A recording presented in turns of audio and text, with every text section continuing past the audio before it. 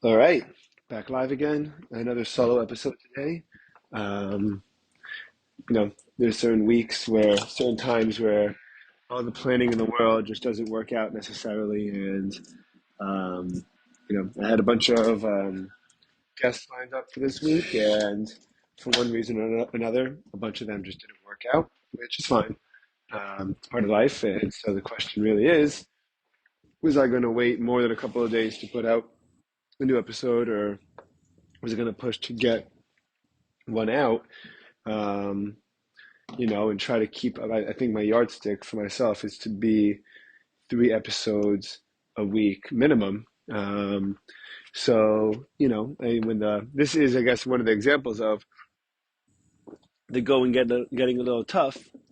Not in terms of anything actually being hard for me to do, thankfully, but just in terms of a lot of times, again, you need someone to work off. A lot of times, it's helpful to have someone to work off of, someone to flow with, someone to really work with, and I did not, and to do this by yourself is not always the easiest thing, but I'm getting used to it. It's getting better.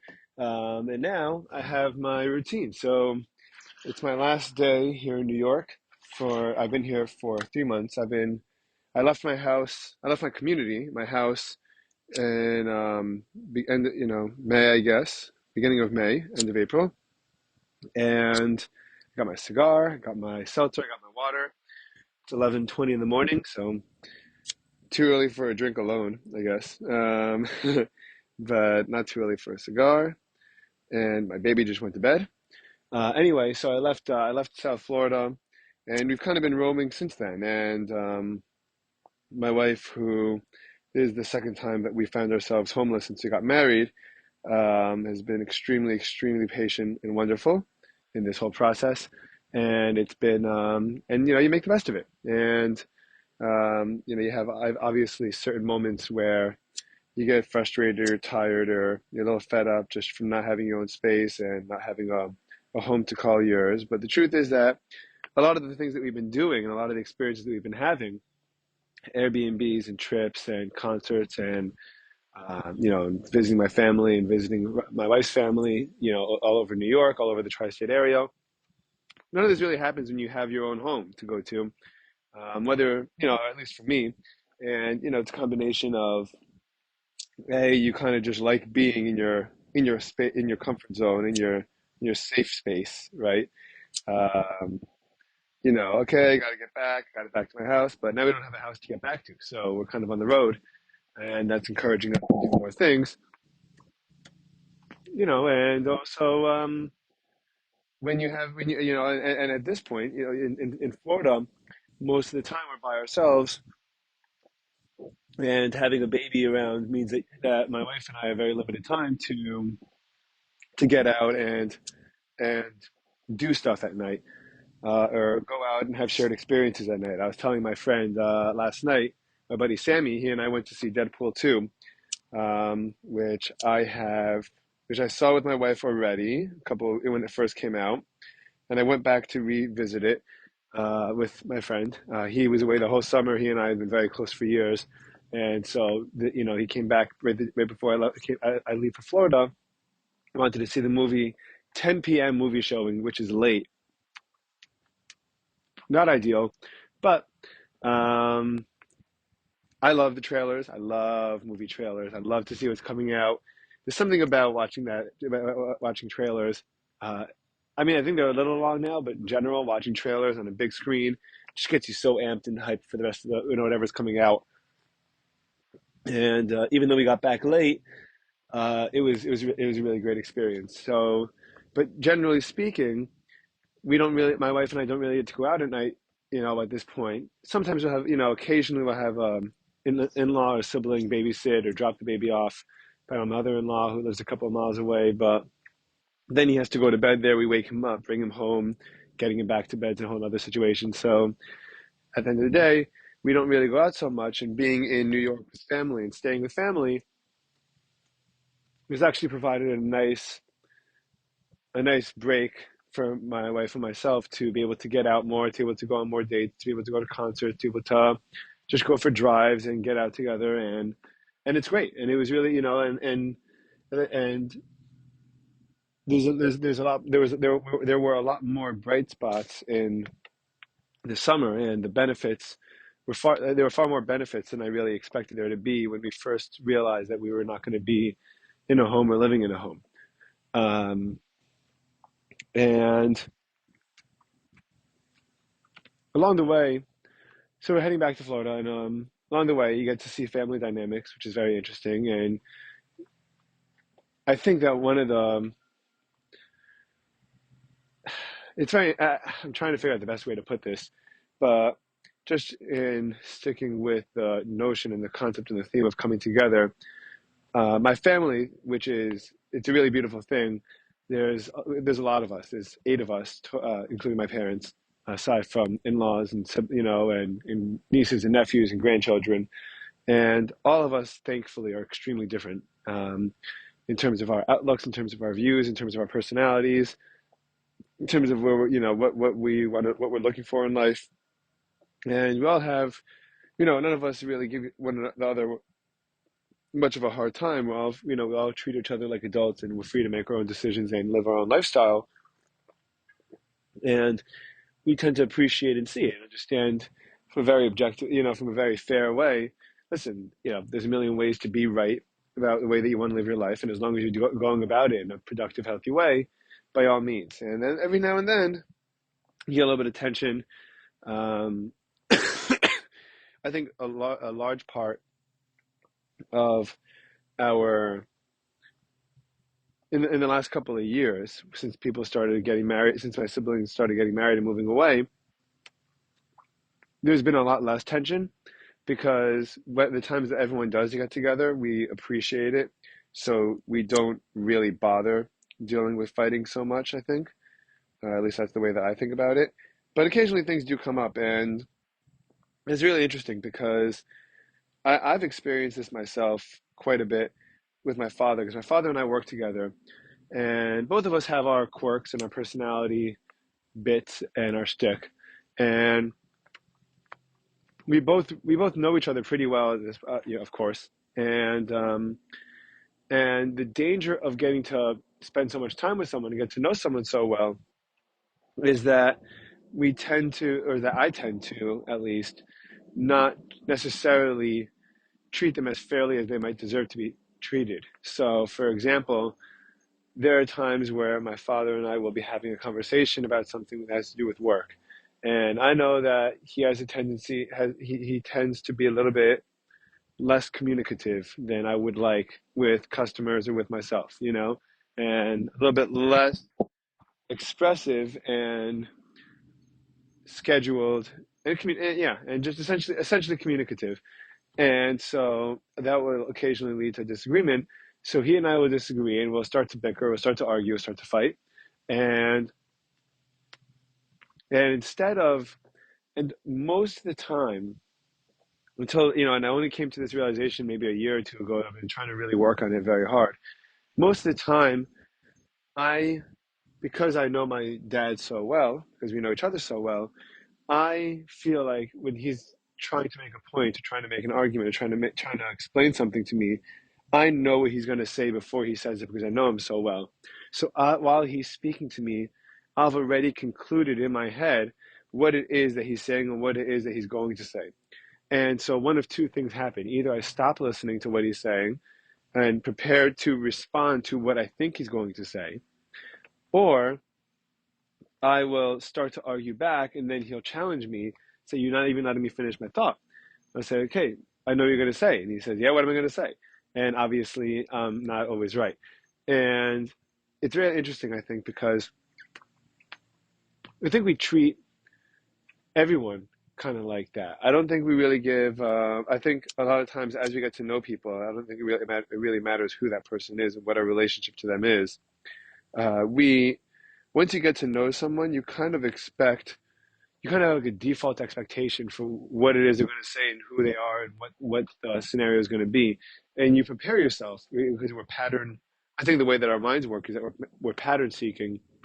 And so things make sense to us in terms of patterns, and we think in terms of patterns. So when someone comes along and says something, we try to identify patterns over time.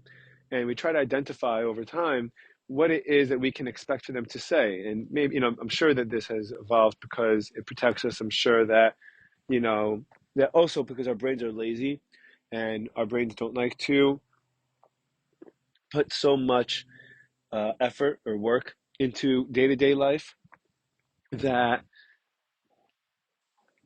our brains just want to find the easiest path to get to get to anywhere. And part of the easiest path of conversation, especially dealing with another person that you know, is jumping to these conclusions, leaping to these conclusions that aren't necessarily fair to yourself or the person that you're having a conversation with. It's not fair to yourself because you discredit yourself by making yourself look silly. You're belittling the person that you're speaking to by not hearing them out, and you're also ridding yourself the opportunity. You're losing the potential to really walk away with something new, because a lot of times people don't really care, especially in an argument, especially, if you're arguing and you're heated or you're passionate, they don't really care to say, listen, I'm trying to explain this to you. Most of the time they'll just, get frustrated and walk off or say, okay, whatever, and just stop the conversation. Or everyone will just end up walking away feeling upset and like nothing ever got accomplished. So I think that,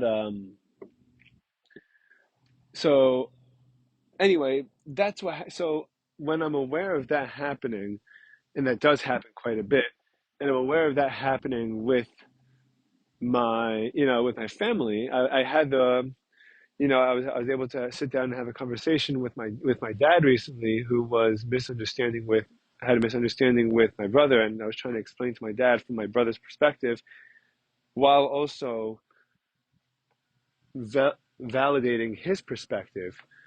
It took a lot of patience to get through the conversation. It took a lot of patience to get through hearing out all the sides, and while validating so that my dad didn't get defensive, also inserting a bit of the other side. And I think it's a really fair and important thing to do. I was listening to Ari Shafir's podcast with Tucker Carlson.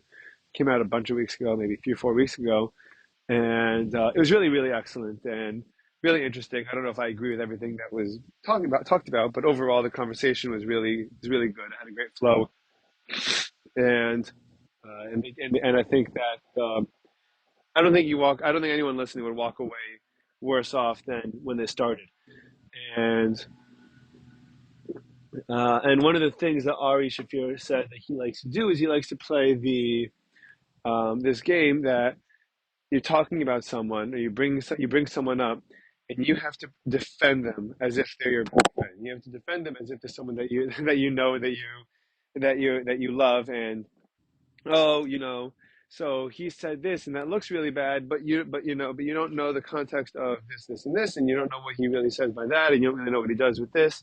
And so to really, I don't know if the word is justify as much as just give benefit of the doubt, but it's really, I think it's really part of one of the most important things that we can do in our social lives and in dealing with other people, to kind of play that game, because I think that we try to be um, we want to be right. We want to be right. We want to be morally superior to other people around us. We want to justify to ourselves that we're doing a good job. And none of this is condescending. This is just human. This is just regular. It's what we do. And, we're not always so self-aware in general. To kind of play that game with other people, and you hear someone, and I've noticed a lot actually on Twitter, that or on X, that there'll be clips posted of podcasts, and whether it's Rogan or Lex Friedman or Huberman, I mean, not Huberman I guess as much, but even so, they'll whoever's posting the video will take a 2.5 minute clip or a 30-second clip or a 3 minute clip, and they won't necessarily provide the context of what the conversation was about, what was flowing in the conversation. If you have to listen to any 2 minutes of any kind of podcast, listen to this. And the problem with doing something like that, I found or I've noticed, is that you kind of take the beauty of what was what was so important about that podcast was the fact that it was long form, was the fact that the conversation was probably stretched out over the course of 15, 20, 30 minutes and or more, but that particular topic, and elaborated on, and there was a context to how whoever was saying what they were saying got to that point. And and and the problem that people have in general with or at least people have been having with mainstream news is that they're bits, that or sound bites, and they're just little blurbs and just little gotcha moments. And when we take our long form content and we turn that into we're essentially turning the beauty of a long form podcast into a television show or into a mainstream media show, which is really, really not productive, I think. And again, I understand you're a quote unquote, and you are a journalist. I'm not going to belittle anyone, or you're someone that's posting on Twitter as a career for a career goal, and you're trying to, you're getting clicks, and you can't post an entire 3 hour or 2 hour Joe Rogan episode or 5 hour Lex Friedman podcast or 8 hour one with the whole Neuralink team. So you say, okay, I'm going to, give 2 minutes just to show, just to show the point that they're trying to make over here. And it's, it's tough. I'm really, really, I'm really not sure how beneficial it is at this point to kind of get any kind of information or news stories based on clips anymore. Um, I know it kind of sounds crazy because people would say, well, I don't know why you ever got your news stories from clips, but it's it's done really well, and it's done and it's captured really, really beautifully. And if you're going to provide now, a lot of, again, what a lot of the journalists will do is they'll say, if I'm someone that is more conservative leaning, say, or even middle, just forget about conservative or left or right, but let's say middle. You're right down the middle. You're kind of nervous about the direction that things are going, and you don't really know your way out of it in terms of overall values in America, in the country, or in the state of the world, really overall. And then you go online, and there's a 2 minute clip of Lex Friedman, and the journalist that posted that does something very, very, I'm going to say that it's not intentional, but does something a little sneaky, which is he will create a context with his caption, and he will unravel the entire process, all the beauty that went into that free flowing conversation, that organic conversation that led to a particular point being made. He will provide his own context, undo all that, undo all the work that they did, and then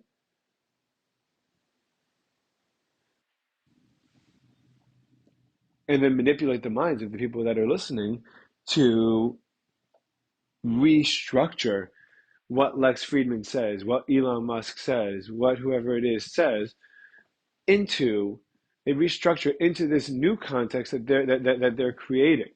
And there's something about that that just doesn't sit very well with me. And I don't know if it seems unauthentic. I don't know if it seems dangerous, but I don't like the idea, to me at least, of of that's to me like the same thing as when I'm arguing with with someone, and I expect I know what they're going to say, so I just finish the thought for them. I'm not giving the person that I'm dealing with an opportunity to really express themselves. And I don't think that the journalists that are posting clips on Instagram or Reels or YouTube Shorts or Twitter are really doing a fair job in providing the full context. And I think that's always been the case. I mean, that's part of what news is, that's part of politics, and that's part of, what media is. Media is, listen, you got to do what you got to do to get the most clicks. You got to do what you got to do to get people the most riled up, to get the most reactions out of people. And at the end of the day, people are trying to do that.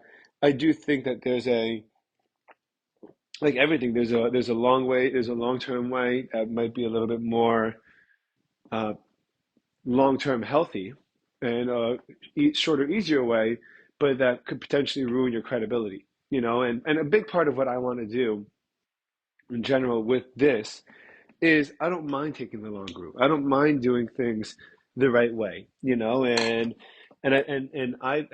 you're going to see. I mean, it's very interesting because let's say we have 10 listeners per episode. I'm not really expecting anyone to really come across this episode at any given point. And even if and when the podcast picks up, and even if and when come together, starts to get some more legitimate guests, not more legitimate because the guests I have haven't been legitimate, but a little bit more diverse, a little bit more outside the realm of my close friends and the people that I know, and outside of my inner circle, and could really expand to people that are really interesting to talk to in general about life in the world. I think that no one's going to end up going back to listening to this, these 5, 6, 10, however many solo episodes I have to put out to get there. So I don't mind, So right now it's all about taking things slowly, doing things the right way. I don't want to be divisive. I don't want to. I want people to listen and to just stop and kind of think to themselves and just be a little bit more aware as to what we can do to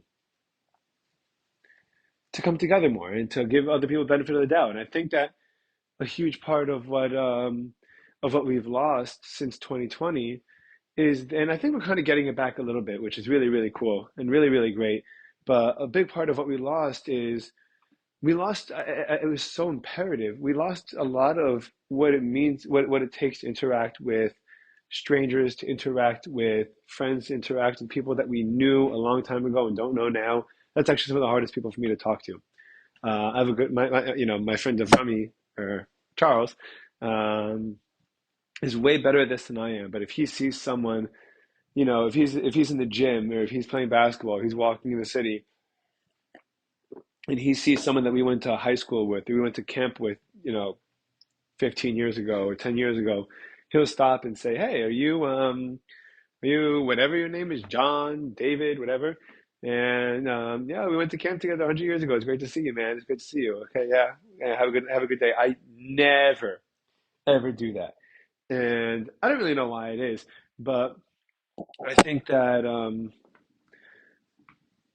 yeah, we can get back there, and part of what I think it takes to get back there is to kind of give other people a little bit more of a benefit of the doubt. And I think that part of the divisiveness of what has been happening in terms of news, when you go straight from COVID, you go straight from COVID to politics, to elections, to wars, to Israel, Gaza, Palestine, to Ukraine and Russia, to China, to you're talking about all these things and all these extremely, Biden, Harris, Trump, RFK, whoever it is, and you go from one. It just feels like every event and everything that's been happening since 2019 has been a massively divisive event. Um, and nothing is just taken, nothing is not taken as a potential threat to weaponize us against the other and to make other people feel either intimidated, afraid, threatened, or upset by the world around them. You know, I have a neighbor of mine, Stefan, who's the man, and he's known me since I was a kid. He's probably 15 years older than me, or so, and he was outside with his neighbor, and he was outside, and he's a neighbor that they've been friendly, neighborly for the last 10 years, say, and my neighbor and this neighbor happens to be going to the Democratic National Convention.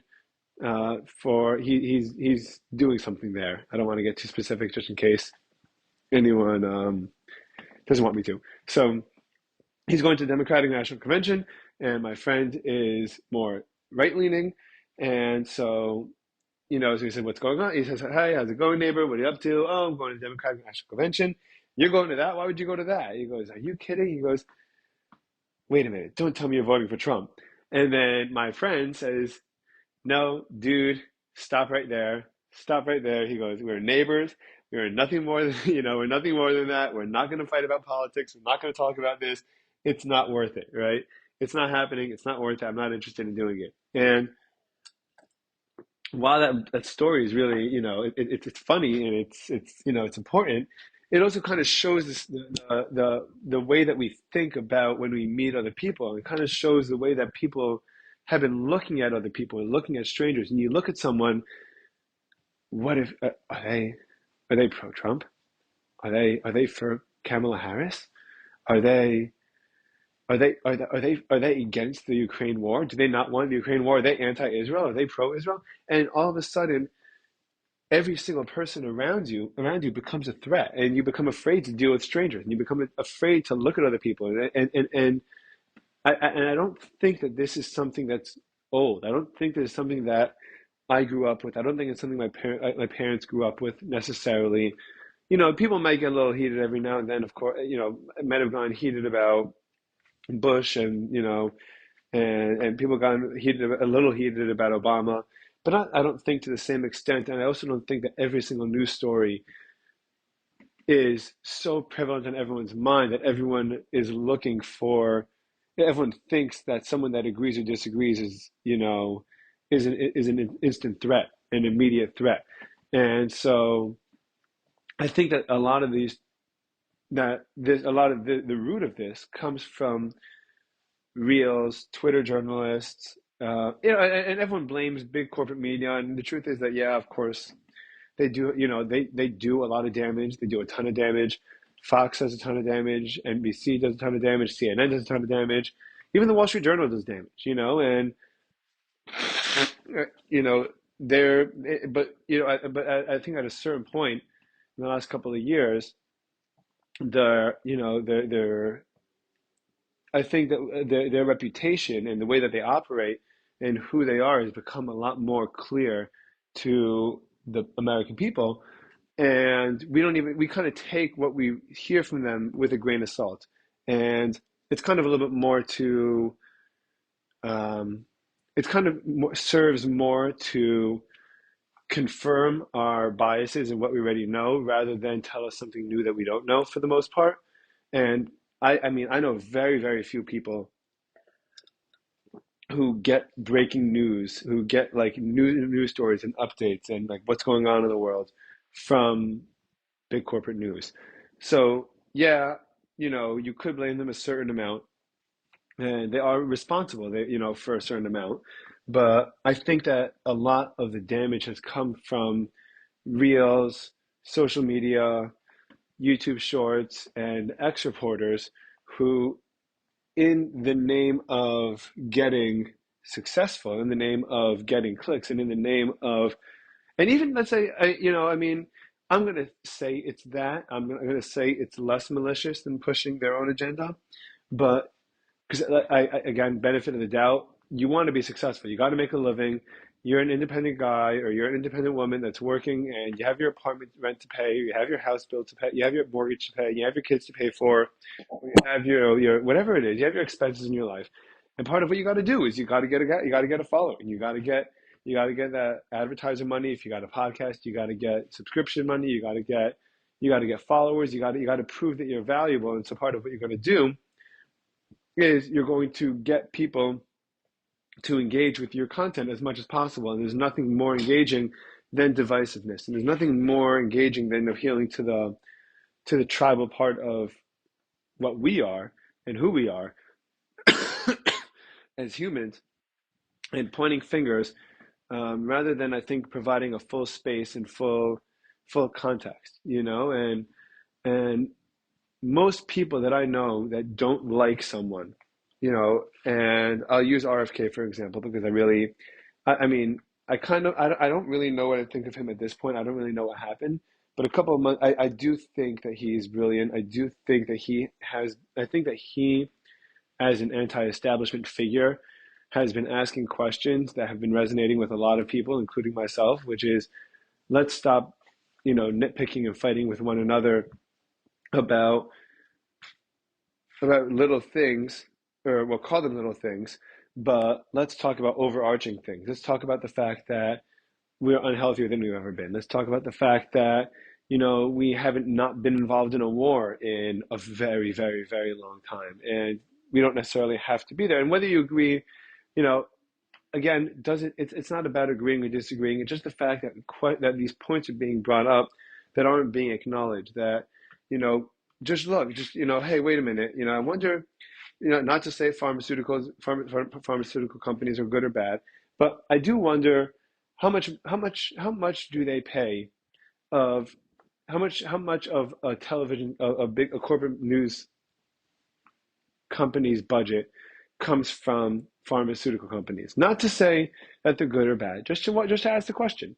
And is that something that should be allowed? That's something that should be encouraged. That's something that should be discouraged. And where do you go from there? And these questions are not being asked, and these questions that do have very real impacts and much bigger and much more significant impacts than a lot of the little things that we're kind of bickering over, that are constantly going to be changing anyway, because every couple of years there's a new administration that's left or right, or a new take. And that's kind of what the beauty of the fact that that of our democracy, that we balance ourselves out every couple of years. But there are things that have not been balancing out that should be acknowledged. Our health crisis should be acknowledged. Our spiritual crisis as a country, I think, should be acknowledged. The fact that people are not interested in having a lot of kids should be acknowledged and should be discussed. And does that come from, is that natural? Is it good? Is it bad? And it doesn't even have to change, but the conversation should be open, and the conversation can't be open when you're just going for, these sound bites and these clicks and these things that are just trying to get everyone riled up against one another. So, so I think that, unfortunately, in the name of making it, we've compromised on the quality of our work. And now the scary thing is, I really don't know where to get my information from. And I really don't know what's considered value, what's considered true or not, who's considered authority or not on what, And so really what I've been doing right now, which I hope is the responsible thing to do, is essentially just try to listen to as many different, to get as much information in on topics that I think that are important and relevant to me and my family, and to me and my wife, and to me and my child, and to me and my parents, and to me and my siblings. Listen to as much as I could from different people and different perspectives, and kind of come to my own conclusions. And I think that unfortunately, I don't know that there's any particular authority that I trust over any other one. And I don't know that there's any person that, and of course there are things that kind of resonate with you, and there are things, but to listen to someone from an authority position because they are an authority figure, I don't think cuts it for most people anymore. And I think that what we're going to have to do is a lot more of what I talked about, what I did with my dad, and what I do with my siblings, what I do with my friends, except on a mass scale with all information. So, for example, again, if I think that someone's going to say something, to stop myself, because I assume I know who they are and I assume I know what they're thinking, I'm going to have to stop myself and force myself to hear them out. And actually, I didn't do this as well as I would have liked, but while I was teaching, I was I wanted to host, when I do teach, I try to host a couple of debates with my high schoolers. And one of the rules that I set for the debates, we have topics: AI, technology in the classroom, smartphones. Are they, should people be allowed to have them in high school or not? or what age, if any. Um, and we have all these conversations, and they tend to be pretty thought provoking. But one of the things that I wanted to, that I forced everyone to do was to repeat the point that the person that they're arguing with said back to them before continuing on with their own point. So, say for example, if I was talking about phones, phones in the classroom, and well, I don't really know about phones in the classroom. Let's say just smartphones overall. The benefits of having social media as a high school student. And, one kid says it's a really, really, really great thing because I go to summer camp and I have my friends that I don't go to school with and I want to be in touch with them. And it gives me access to maintaining my friendships and my relationships in a really, really cool way that not a lot of people get, that we used to not have. And and now, my friend that I went to camp with, a friend from Boston, and now I live in Florida, and he and I don't really, this gives us an opportunity to kind of catch up and see what's going on in each other's lives. And then before the next kid responds, yeah, but, or yeah, and, or whatever it is, he would have to hypothetically, in this debate, say back the point that he's responding to make sure that he is responding to the correct thing and not saying whatever he wants and not just making whatever points he wants to make that have nothing to do with the conversation, because we get so excited. Because I mean, and this happens to me too. I'm not a great listener by any stretch of the imagination. I've been trying to be better. Well, I'm bad for two reasons. I'm bad because I'm a bad multitasker. So if I'm doing anything else, or anything else comes up that kind of that kind of captures my attention, I'm gone. And then number two is I get so excited about what someone else is going to say and what I'm hearing and what I'm processing that I want to respond to the things in real time as they're happening. And I don't actually give the person that I'm talking to a chance to finish their thought or finish their perspective. And so I'm not great at that. By allowing my students, by forcing them, not forcing them, but by having them do that, I'm giving, I'm giving them the space to be better than I am at a lot of different things, including listening, including hearing people out, and that's a big deal. I did notice it's a really important skill that that my um, my students, I wish that they have, that we've been working on, is just auditory comprehension. It's just listening to what someone else is saying, and a lot of times you listen to the first couple of words and then we stop listening at all. Or we listen to the first couple of words and the last couple of words, and then we just choose to respond to whatever it is we're responding, whatever it is that we heard. And I think it's a person thing. I don't think it's not like a bad, it's not, I mean, it's not a great thing, but it's not indicting. It's not something that I'm trying to say it is why our world's falling apart, or that anything bad is going on in society. But I think that it is the root of a lot of the symptoms that we have. If our relationships are suffering, if friendships are suffering, if we're afraid to have conversations with people that are not easy or necessarily pleasant conversations, about life, about confrontation, about work, about politics, about business, or whatever it is, I one of the ways that I've learned to deal with customers that are difficult, that are upset at me, is to ask them what the matter is and listen to them out. I don't get defensive. I don't talk back. I let them finish their thought. I let them finish with their complaint. I let them finish finish what they have to say. And then I immediately respond with, I totally, totally understand. And I would also be very upset if I were you. And I'm not trying to be condescending. I'm not trying to be, I'm not trying to just get them to go away. I want them to know that there's someone on the other end of the phone that is listening to them. There's someone else in this conversation that is participating with them. I also get upset when my delivery is delayed for a week. I understand it must be so difficult to have patients waiting in your waiting room and your ultrasound machine is down. I'm really, really sorry about that. And here's what we're going to do about that. And it changes the entire tone of the conversation so quickly. And it changes the entire interaction and the way that we look at one another. And at the end of the day, whether they're happy with the product and whether they're happy with the company or not, you can't really control. But what you could control, i.e., they're certainly not going to be happy if in the middle of them complaining, you're cutting them off and be like, yeah, but you did blah, blah, blah, blah, or you took 2 weeks to order this, or you shouldn't have done this, or did you try doing that?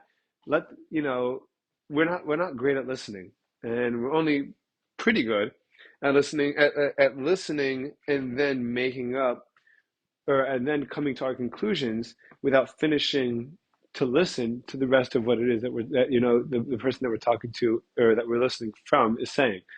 And this all this is all full circle. All of this connects, one way or another to what I think has been a big problem with media and continues to be a problem, except for the people that really know how to listen and to listen someone out. And I've had so many conversations with so many friends. And again, it's something stupid to say RFK, I mean, I don't know that I'll be voting at all this year. We'll see.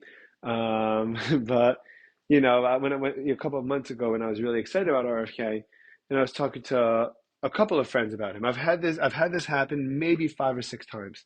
Um, Someone will ask me, "Who do you like?" I say, "I don't like anyone," and they say, "Well, who are you going to vote for?" And I say, "I don't know if I'm going to vote at all. If I do, I'll probably vote for RFK." This is what I said a couple months back. I still might. I don't know. I have to see as it gets closer. And and they said, "Okay, well, no, he's crazy. He's crazy. He's a crazy person. Like I don't know why you'd vote for him." They roll their eyes when I say RFK. And I say, "Well, do you know what his policy is on this and that?" They're like, "No." And I'm like, "Have you heard him give an interview before?" They're like, "No." I said, Have you heard any kind of content that he's put out or any conversations that he's had with anyone?" And they'll say, "No." I say, "So how'd you conclude that he's crazy?"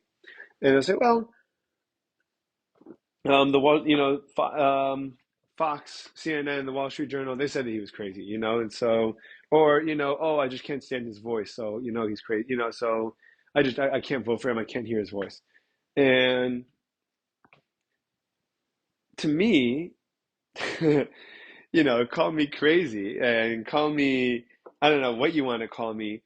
If I said that about anyone, out of hand. I don't like the way I don't. And obviously, you can't force anyone to listen to anyone. They don't want to listen to you. You can't force it. And it's a free country. You could choose to do what you're going to do. But I wouldn't go about belittling people or coming to conclusions about people, movies, books, actors, athletes, anything, without really having some kind of exposure to what it is I'm having an opinion about, and some kind of perspective, and just some kind of dip your toes in the water a little bit and get to know what it is that you're talking about. So it's a shame to me, and it's something that I really hope to finish. I really would like to fix, and I don't really know how you could fix it unless we really just work to publicize. There are different trends that go on. And I know that recently there's a big trend towards health, which I think is actually spectacular. And what I've been seeing around my world and around the worlds that I've been involved in. So, I mean, the last couple of months alone in South Florida and Orlando and New York, within New York, you got upstate, Rockland County, you got New Jersey, you got, the Long Island. There's a real focus on, and even just across the news spectrum and across the podcast spectrum and across the information spectrum, the media spectrum, there's a lot of talk about health. There's a lot of talk about what it is that we're putting into our bodies, what that does to our bodies, what the impacts are. Can we control chronic health issues? Can we control metabolic health issues? What are things like dementia or Alzheimer's or Parkinson's? What do they mean? Where they come from? And how can we? And is there a question mark? Is there a correlation between the food that we consume, the things that we put in our body, and the exercise that we get, and is there a correlation between that and the illnesses that we've been seeing a lot of in our lives? And I believe, obviously, I believe that the answer is yes. Of course, I believe very strongly that the answer is yes. And I think that attitude and the attitude of the food, that perspective on the food of there's junk food that is easy and accessible and cheap, but it has long-term consequences that are not that aren't worth it, that make us miserable, that if we knew what those consequences were, we would never ever ever engage in them. And then you have the short term, sorry, and then you have the healthy foods. And the healthy foods might be a little bit harder to get your hands on. You got to be a little bit more conscious as to what you're buying, and look at the bag of chips before you buy it. Look at the bag of pretzels and see, what is it, what's in this? Is this, would this be good for me or not? And and then you make a long-term health decision that ends up actually being short-term healthy as well. But even if you're just making it for short-term, even if you're just making it for long-term health, even if I'm just to have the fact I don't want to get type 2 diabetes, or I don't want to be predisposed towards diabetes. A lot of my apparently it's in my family at this point. Type 2 diabetes, or a lot of people in my family have, are either pre either pre-diabetes or on the or just early phases of type 2 diabetes, of aunts and uncles and whatever. So you say, okay, I'm going to change the way I eat to make sure that doesn't happen to me in 5 years, 10 years, and then you end up realizing that there's a short-term benefit. I think that the same thing applies with the way that we think. And I think that there's junk food for your mind, and I think that there's junk food for in conversations, and in the information that we consume. And then there's long-term healthy food, that allows us to, down the line, change our minds a little bit. Down the line allows us to have a different perspective. That down the line allows us to hear new results that come, new things that emerge in terms of news and science and technology and politics and religion and just the practice of listening will also have that, so while it might, metaphorically stop you from getting type 2 diabetes in 10 years from now, it might be, really productive for you and your family and your future kids and your future spouse and your friends in the future and whoever it is, your community around you, to learn how to listen and to learn how to take in information and to, kind of, see what works for you or not. It also helps in the short term. And it does help, I've noticed, with my everyday sanity. And it does help with my day-to-day ability to look a stranger in the face in the street, smile and say, how's it going? Or to hold the door for someone, and then as they pass by, have a good day, have a good day, all the best. Or talk to a customer, and the customer is not just all about work, but it's a little bit about how's your day going? Oh, where are you from? Oh, I love that part of town. I love that place. I've been nearby.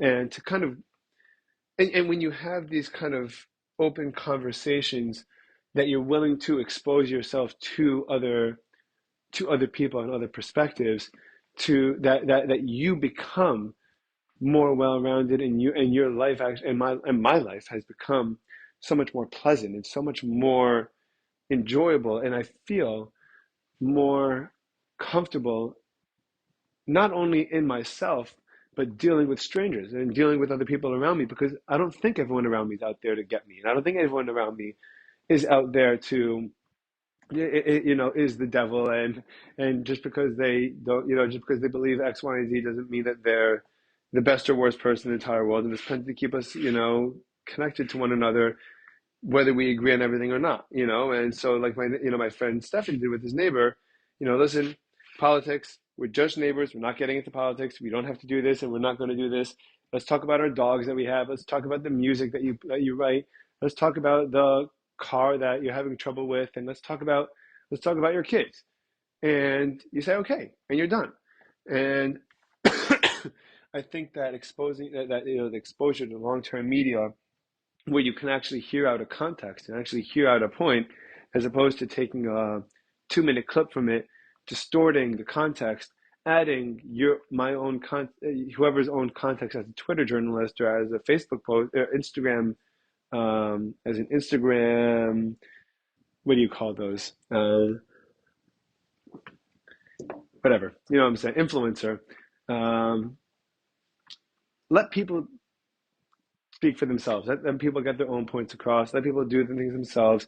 It'll end up being beneficial for us in the short term. It'll end up being beneficial for us in the long term, and it'll end up bringing us closer together.